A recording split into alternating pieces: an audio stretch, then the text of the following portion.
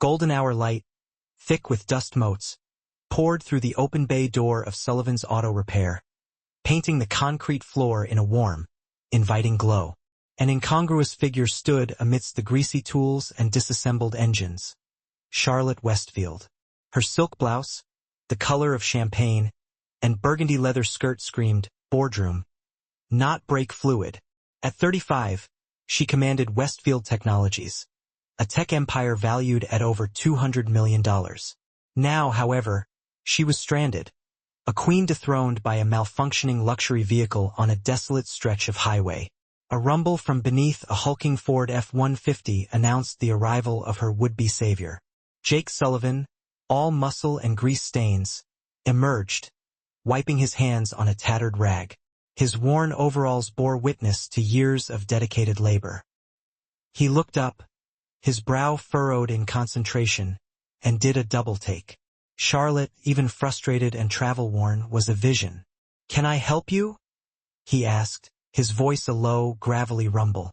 "My car broke down about 2 miles from here. The tow truck brought it in. They said, 'You're the best mechanic in town.'" Charlotte's tone was crisp, efficient, mirroring the sharp edges of her professional life. A wry smile tugged at Jake's lips, crinkling the corners of his eyes. "That's generous. I'm decent." Charlotte noticed, despite the grime, those eyes held a remarkable kindness. "I'm Jake Sullivan. Let me take a look." He gestured towards the back of the shop with the rag in hand. Charlotte, with a sigh, followed him. Her sleek, silver Mercedes sat like a wounded animal amidst Jake's automotive menagerie. He popped the hood with practiced ease, the scent of oil and gasoline momentarily overpowering her expensive perfume. He started examining the engine, his movements precise and economical. "You're not from around here," Jake observed, his gaze still fixed on the intricate web of wires and hoses. "Just passing through on my way to a work thing." Charlotte wasn't sure why she downplayed it. Why reveal it was a crucial board meeting, the linchpin of a massive merger deal? "How long will the repair take?" she asked, impatience lacing her voice. Jake straightened up, his expression thoughtful. "Parts need to be ordered. Maybe 3 days. 3 days. The word echoed in Charlotte's mind like a death knell. Her meticulously planned schedule imploded. The board meeting, the investor dinner at that new exclusive restaurant, the tense merger negotiation. All happening this weekend. A crucial 48 hours, 2 hours away. All of it requiring her to project an image of unwavering success, unassailable power, and definitely not stranded in a backwater town, at the mercy of a charming mechanic. "Is that a problem?" Jake asked, sensing her rising anxiety. Charlotte made a split-second decision, fueled by desperation and years of relentless corporate pressure. "Actually, I need a favor. A huge, probably inappropriate favor." Jake raised a skeptical eyebrow, a silent invitation to continue. "I'm listening. I need to attend several events this weekend. Business events. I was supposed to go alone, but showing up alone makes me look—" She paused, searching for the right words to articulate the vulnerability she rarely allowed herself to feel. "Weak." She took a deep breath. "I need a date. Someone who can pretend to be my boyfriend for the weekend. I'll pay you whatever you want." The words tumbled out, sounding even more ludicrous in the dusty confines of the auto shop. Jake stared at her, momentarily speechless.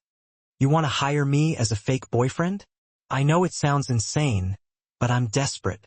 The events are all about perception and power dynamics, and Charlotte trailed off, realizing how ridiculous this sounded. "Never mind. This was stupid. Just fix my car." "How much?" Jake asked, cutting through her self-recrimination. "What?" Charlotte stammered, caught off guard. "How much would you pay me to be your fake boyfriend for the weekend?" His eyes held a flicker of amusement. Charlotte named a figure, a number large enough to buy a small island, a sum that made Jake's eyes widen. More than he made in 3 months, easily. "That's insane," Jake said, his voice barely above a whisper. "That's what I'm offering. 3 days. You'd need to clean up, wear nice clothes. I'll provide them. and pretend to be dating me at some business functions. Nothing inappropriate. Just arm candy who makes me look less lonely. Jake studied her, his gaze assessing, thoughtful. Why me? You could hire a professional escort or something. Because you're real, Jake, Charlotte said, her voice surprisingly soft. Honestly, everyone at these events is polished and fake. You're genuine, and honestly, you're attractive enough that people will believe I'm dating you. A slow grin spread across Jake's face. That might be the weirdest compliment I've ever received. Is that a yes? Charlotte pressed, her nerves frayed. Jake looked around his small auto shop, his sanctuary of grease and grit, then back at this beautiful, clearly desperate woman offering him more money than he'd seen in months. Okay, but I have conditions. Name them, Charlotte said, already mentally calculating the cost of a potential breach of contract. I won't lie about who I am. I'm a mechanic. I'm proud of that. I'll dress up and play along, but I won't pretend to be something I'm not. Charlotte felt something shift in her chest, a stirring of something she hadn't felt in years. Respect. Deal. The transformation was nothing short of remarkable. Charlotte, with the ruthlessness of a seasoned CEO, took Jake to an expensive men's store, selecting a tailored suit that fit him like a second skin. She booked him an appointment with a high-end barber, who tamed his unruly hair into a style that was both rugged and refined. When he emerged, clean-shaven and impeccably dressed, Charlotte barely recognized him. He was genuinely handsome, ruggedly so, but now with an undeniable air of sophistication. I feel like a fraud, Jake said, tugging self-consciously at his collar. You look perfect, Charlotte assured him, even though she knew a part of him would always be most comfortable in worn overalls. On the drive to the first event, a cocktail party swarming with potential investors, Charlotte briefed Jake on the basics. Just stay close, look interested when I talk business, and be polite. And for God's sake, don't talk about cars. What do I say when people ask what I do? Tell them the truth. You own an auto repair business.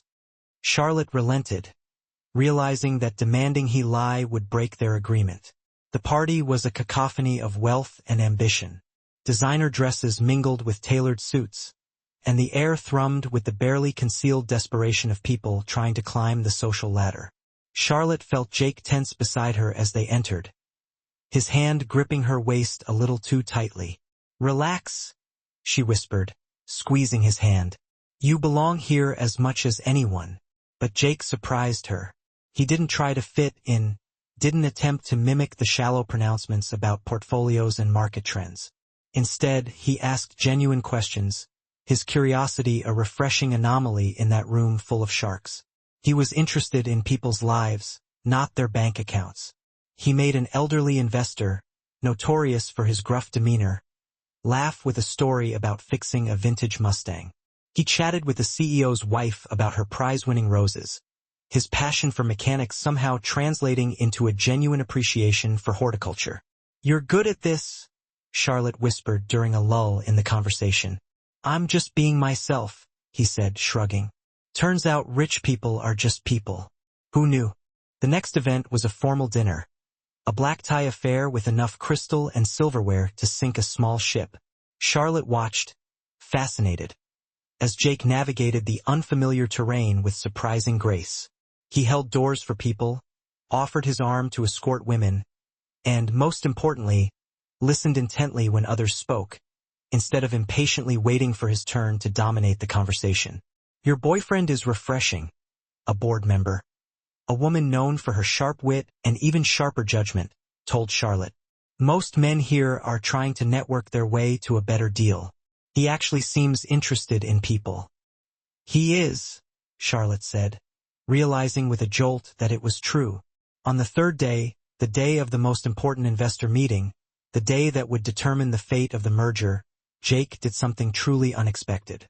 When a condescending investor, a man who seemed to revel in belittling others, made a dismissive comment about Charlotte's proposal, Jake spoke up, his voice calm but firm. With respect, sir, I think you're missing the point. Charlotte isn't suggesting this because it's easy. She's suggesting it because it's right. Sometimes the best business decisions aren't about immediate profit. They're about long-term integrity. The room went silent, the air thick with tension. Then the investor, his face slowly reddening, nodded slowly. "You're right," he admitted, swallowing his pride. "I apologize." After the meeting, Charlotte pulled Jake aside, her heart pounding. "You didn't have to do that." He was being disrespectful. "I'm supposed to be your boyfriend, right?" Boyfriends defend their partners. Charlotte felt something crack in her carefully maintained professional armor, a fissure opening in the wall she had so meticulously built around herself. "Thank you," she whispered, her voice thick with emotion. That evening, their last night before returning to their respective realities, they had dinner alone, a quiet respite from the whirlwind of the past few days. "I should tell you something," Charlotte admitted, her gaze fixed on the flickering candlelight. "I didn't just need a date. I needed someone who'd make me look good. I've been so focused on being a CEO that I forgot how to be human." She paused, taking a deep breath. "This weekend, watching you just be yourself, be kind without expecting anything in return, it reminded me what I've been missing." "What's that?" Jake asked softly, his eyes filled with genuine concern. "Authenticity. Everyone in my world is performing all the time. You just exist. You're comfortable with who you are. I envy that." Jake chuckled. "I'm a mechanic who wears overalls and fixes cars." "You're a CEO who runs a tech company," Charlotte countered. "But this weekend you weren't a CEO. You were Charlotte. And I liked Charlotte more than I expected to. I was Charlotte because you made me feel safe being her," she added, her voice barely above a whisper. They looked at each other across the table, the fake relationship suddenly feeling very real, charged with an undeniable electricity. "What happens now?" Jake asked, breaking the silence. "I go back to my shop. You go back to your company. That was the agreement." "What if I don't want that?" His voice was low, husky with emotion. Charlotte's heart skipped a beat. "You're saying you want to actually date me? The CEO you were hired to fake date?" "I'm saying I want to get to know Charlotte outside of business events and expensive hotels. The real Charlotte." He reached across the table, gently taking her hand in his. "If she exists." "She does," Charlotte said, her voice trembling slightly. "She's just been buried under business suits and board meetings for a long time." Over the following months, Charlotte and Jake built something real, something that transcended the artificial construct of that first weekend. He taught her to change a tire and appreciate the satisfaction of working with her hands. She taught him about the intricacies of tech innovations and the power of strategic thinking. He brought authenticity to her corporate world, a grounding force in a sea of ambition. She brought ambition to his steady life, encouraging him to expand his business and pursue his dreams. "Everyone asks how we met," Charlotte said one evening, as they sat on the porch of his newly renovated house, sipping lemonade. "What do you tell them?" "That my car broke down and I found exactly what I'd been missing," Jake replied, smiling. A year after that desperate proposal in an auto shop, Jake proposed for real, not with an expensive, ostentatious diamond, but with a ring he'd designed himself, incorporating a small gear from the car he'd been working on the day they met. "I was hired as a fake boyfriend," Jake said, his voice thick with emotion. "Paid to make you look good at business events. But I stayed because you let me see the real you. Not the CEO, but the woman who was so desperate for genuine connection that she hired a mechanic to pretend to care. I don't have to pretend anymore. Charlotte, I do care. I love you. Will you be my real girlfriend? Then my fiancée, then my wife?" At their wedding, a small, intimate affair held in Jake's renovated auto shop, Charlotte told their story to laughing guests. "I was stranded with a broken car and a desperate need for a date," she explained, her eyes sparkling with happiness. "I offered a mechanic an absurd amount of money to pretend to be my boyfriend for a weekend. He agreed, but he did something unexpected. He didn't pretend. He was himself completely and authentically. That honesty, that refusal to perform, it changed how I saw everything. Success isn't about appearing powerful. It's about being real." "She hired me to be fake," Jake added, grinning. "I couldn't do it. I'm not good at pretending, So I just showed up as myself. A mechanic in an expensive suit, completely out of my depth.